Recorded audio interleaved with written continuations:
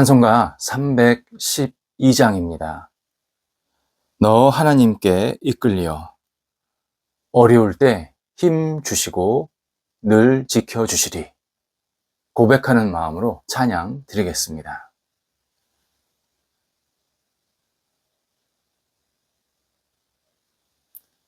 함께 기도드리겠습니다.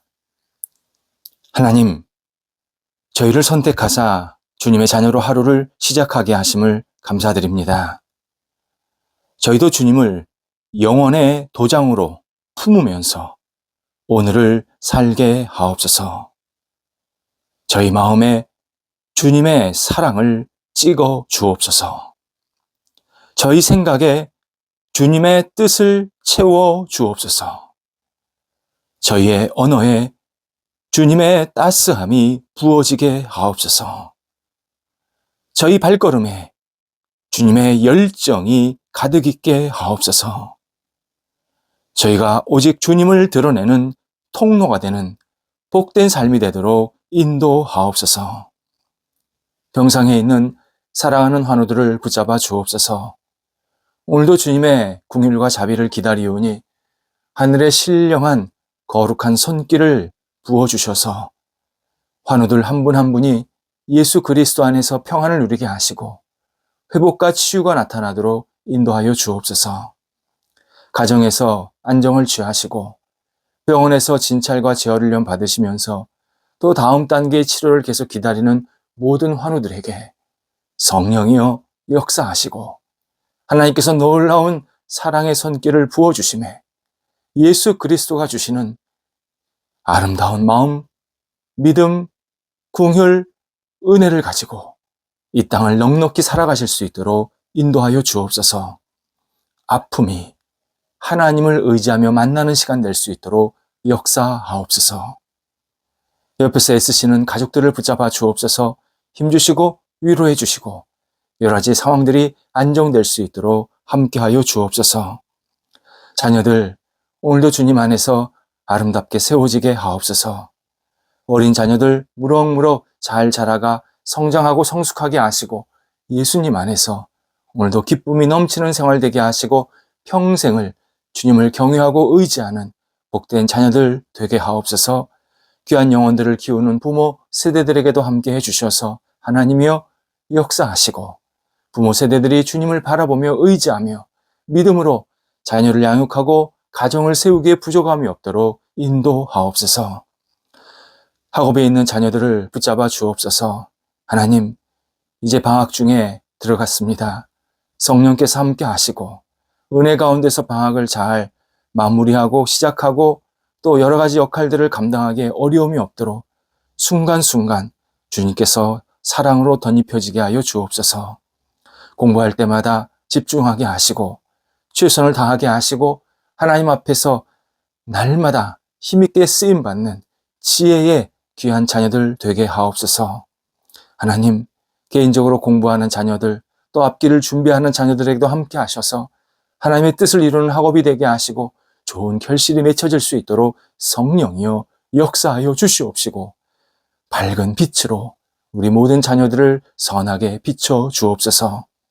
장성한 자녀들을 오늘도 인도해 주셔서 맡겨진 역할을 감당할 때 하나님이 주시는 능력으로 잘 감당하게 하시고 많은 사람들에게 그리스도의 사랑과 은총을 나눌 수 있는 복의 사람들이 되도록 인도하여 주옵소서. 주신 기회를 소중히 여기며 집중하게 하시고 많은 영혼들에게 선한 영향력을 끼쳐갈 수 있도록 인도하여 주옵소서. 좋은 만남도 있게 하셔서 가정의 품복도 누리게 하시고 우리 모든 장성한 자녀들이 예수 그리스도 안에서 거룩한 희망을 갖고 살아갈 수 있도록 인도하여 주옵소서. 독립한 세대들도 붙잡아 주옵소서. 하나님의 은혜가 넘치게 하시고 늘 기쁨으로 맡겨진 역할을 감당하면서 그 세대들이 하나님의 뜻을 이루는 복 있는 세대들 되도록 인도하여 주옵소서. 일터가 오늘도 주님의 은혜 가운데에서 아름답게 세워지게 하옵소서. 하나님, 모든 일터가 예수님 안에서 주의 뜻을 이루며 하나님의 마음에 합한 일터들이 되게 하옵소서. 여러 가지 일들을 계획하고 준비합니다. 주님의 뜻대로 잘 계획되고 준비되게 하시고 진행되게 하시고 하나님을 영화롭게 하는 귀한 일터가 될 수 있도록 인도하여 주옵소서. 사람을 만나고 일을 추진하고 또 일의 결과를 기다리는 모든 과정 속에서 하나님의 섬세한 손길을 경험토록 인도하여 주옵소서. 계약하고 투자받고 투자하는 것, 수출하고 수입하는 것, 또 사람들에게 물건과 여러 가지 사랑을 나눠주는 통로가 되는 모든 일터들, 사업처들 함께 하시고, 또 가르치는 일터들, 사람들을 대접하는 일터들 하나하나 주관하여 주셔서 하나님의 뜻에 합당한, 하나님이 기뻐하시는 모습대로 날마다 쓰임받을 수 있도록 인도하여 주옵소서. 어려움 중에 있는 일터 아시옵니다. 하나님 도우셔서 잘 해결되게 하시고 다시 시작하게 하시고 채워지게 하시고 이전보다 더 풍성해질 수 있도록 인도하여 주옵소서. 모든 일터에 하나님 놀라운 결실들이 맺히게 하옵소서. 하나님의 영광을 위해서 쓰임받는 결실, 많은 사람들에게 은혜와 사랑을 나눠주는 복의 통로가 되는 결실, 또 하나님 나라에 크게 쓰임받는 결실들이 맺히게 도와주셔서 하나님 주님의 뜻 가운데서 하나하나 진행되고 마무리될 수 있도록 함께하여 주옵소서. 줄타하는 성도들을 인도해 주옵소서. 우리 성도들이 하나님을 경외하며 잘 다녀오시게 하옵시고 맡겨진 역할을 잘 감당할 수 있도록 지혜를 덧입혀지게 하옵소서. 하나님, 저희 대한민국의 교회 그리고 교회 지도자들을 위해서 기도드립니다. 저희 대한민국의 교회가 복음 위에 세워지는 교회, 하나님을 영화롭게 하는 교회, 주님의 뜻이 이루어지는 교회가 되게 하옵소서. 잘못된 생각, 잘못된 신앙에 빠지지 않게 하시고 저희 대한민국 교회가 많은 사람들에게 빛과 소망이 되게 하시고 사람들을 선하게 하나님의 자녀로 살아갈 수 있도록 도움을 주는 복의 통로가 될 수 있도록 교회에게 크신 은총을 베풀어 주옵소서. 헌신하시는 우리 교회 지도자들에게도 함께하여 주셔서 하나님께 영광되게 하시고 지혜를 덧입혀 주시고 말씀의 능력을 덧입혀 주시고 또 하나님 앞에 마음껏 쓰임받을 수 있는 아름다운 열정이 있게 도와주셔서 우리 모든 교회 지도자들이 주변 분들에게 존경과 칭찬받는 복된 분들이 될 수 있도록 인도하여 주시옵소서.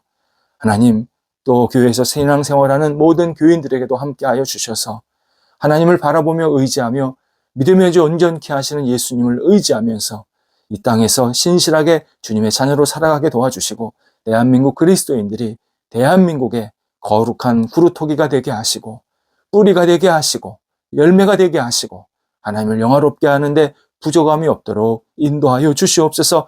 맡겨진 자리에서 빛이 되게 하셔서 우리 모든 교인들이 그리스도인들이 세상을 밝게 빛나는 그리고 많은 사람들을 섬기고 이끌고 세우고 그리고 아름답게 도닥이는 복된 교인들이 그리스도인들이 가득 채워질 수 있도록 인도하여 주옵소서.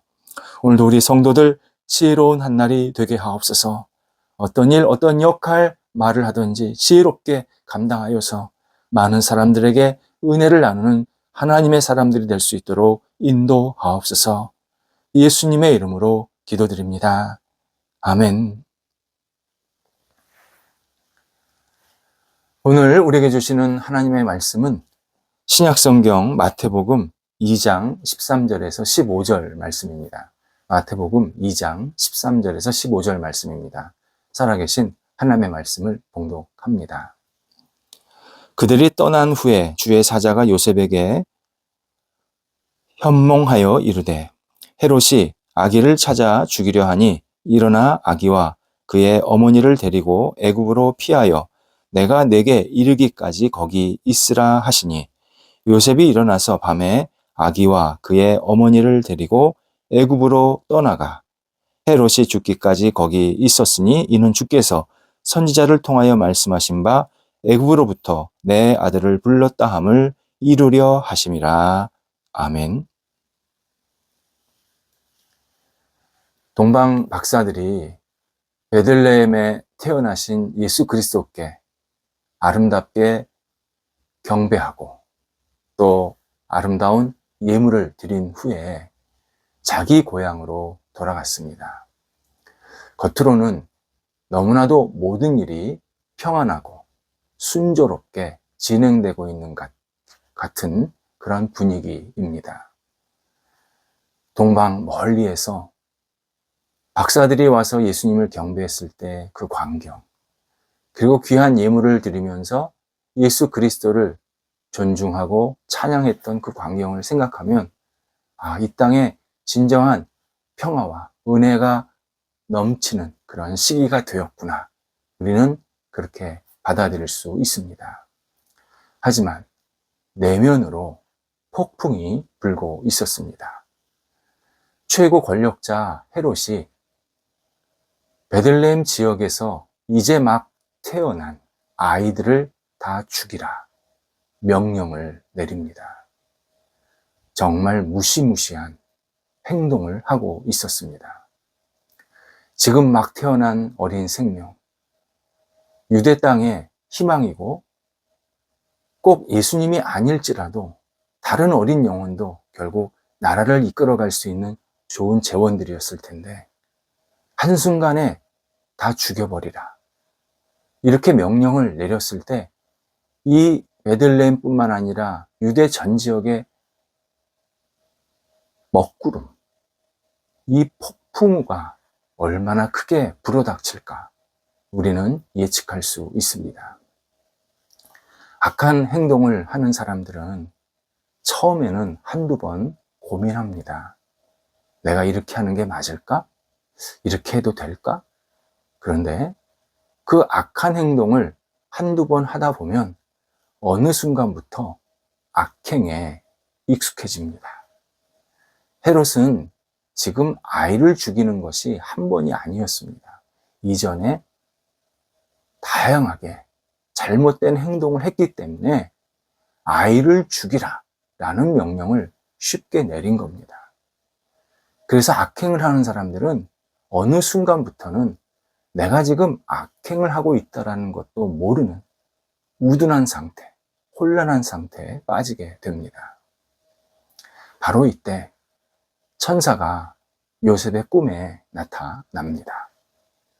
요셉이 두 번째 천사를 통해서 계시를 받는 장면입니다. 이번 계시의 이 핵심은 구원자를 보호하시는 하나님의 전권, 주권적인 역사에 있었습니다.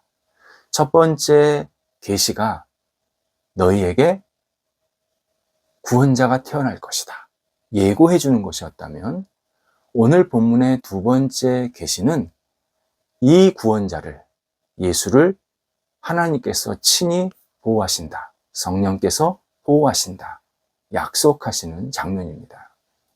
예수님께서 탄생하셔서 구유에 누이신 것은 별 문제 안 됩니다. 그것은 예수님께서 겸손하게 그리고 섬기러 이 땅에 오신다라는 사실을 보여주는 그러한 상징이었기 때문입니다. 하지만 예수님께서 탄생하셨을 때 예수님을 곧 구원자를 없애려는, 죽이려는 행동은 심각한 죄입니다.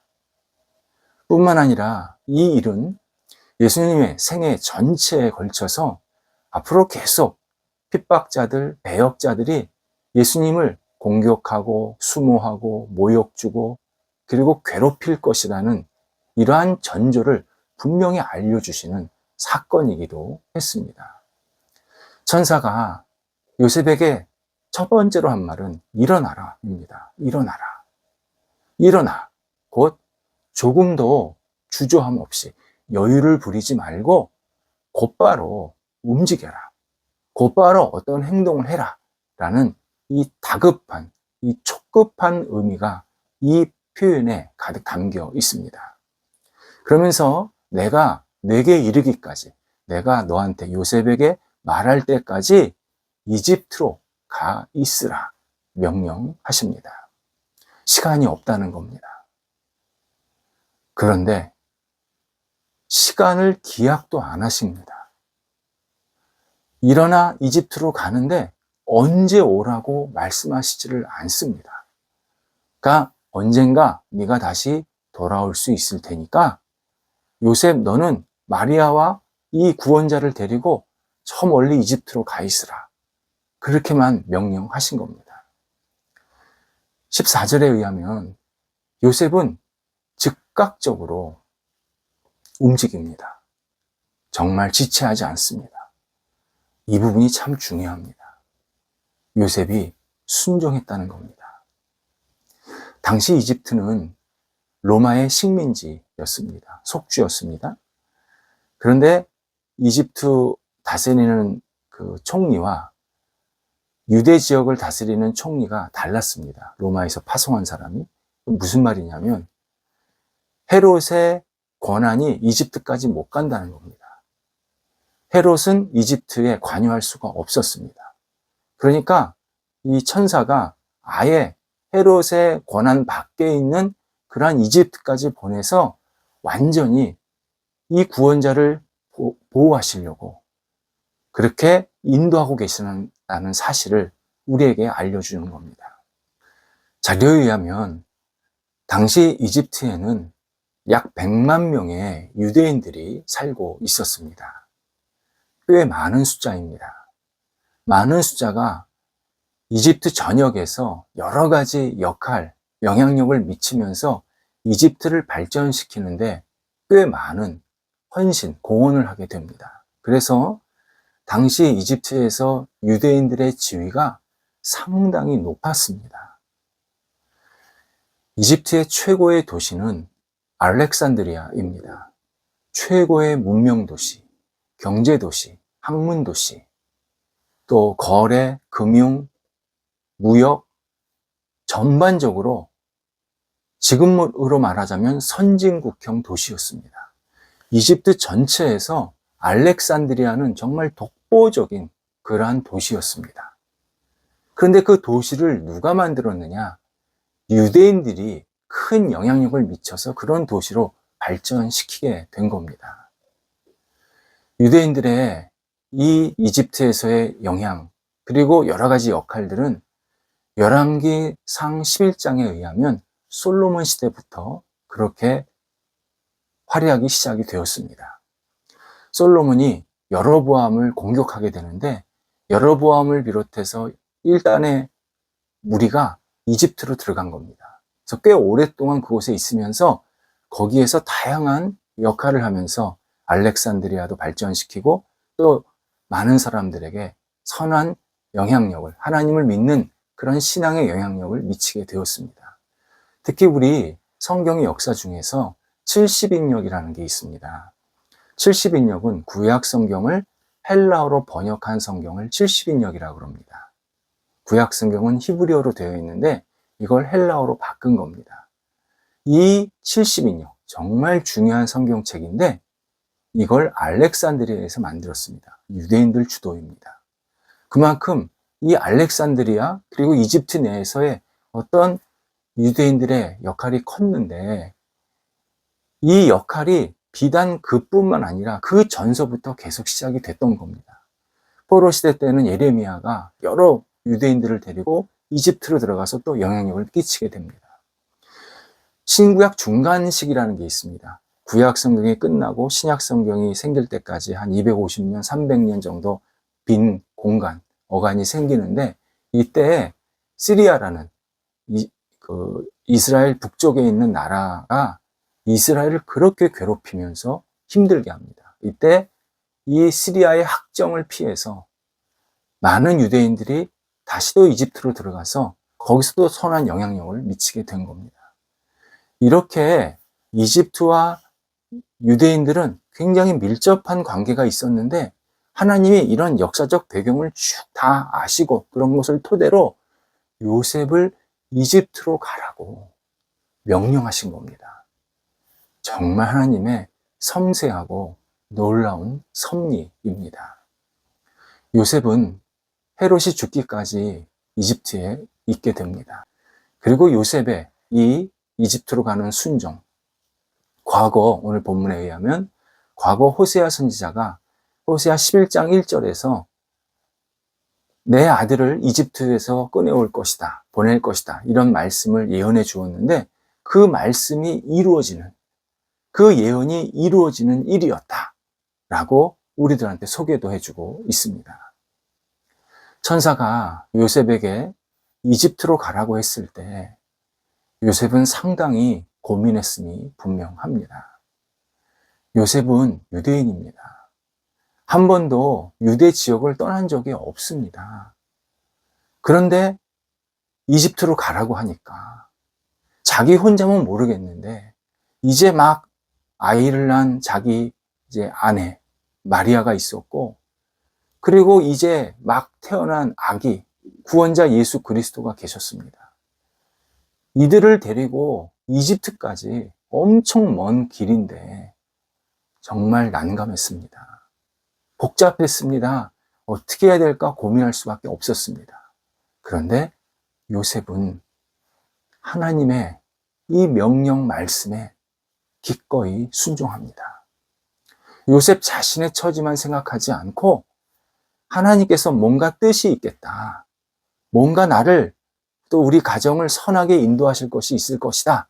라고 고백하고 믿는 마음으로 요셉은 하나님의 명령에 순종합니다. 요셉은 가장이었습니다. 한 가정의 가장이었습니다.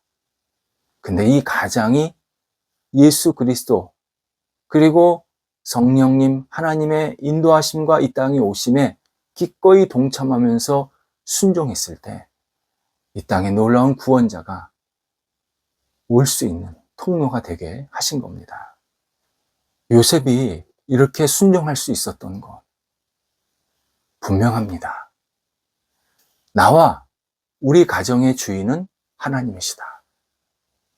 내가 이렇게 어린 예수를 낳을 수 있는 것, 마리아와 함께 살 수 있는 것, 이 모든 것들은 하나님의 섭리고 하나님의 인도하심이고 하나님의 역사하심이다. 이걸 굳건히 믿고 고백했기 때문에 하나님께 순종할 수 있었습니다.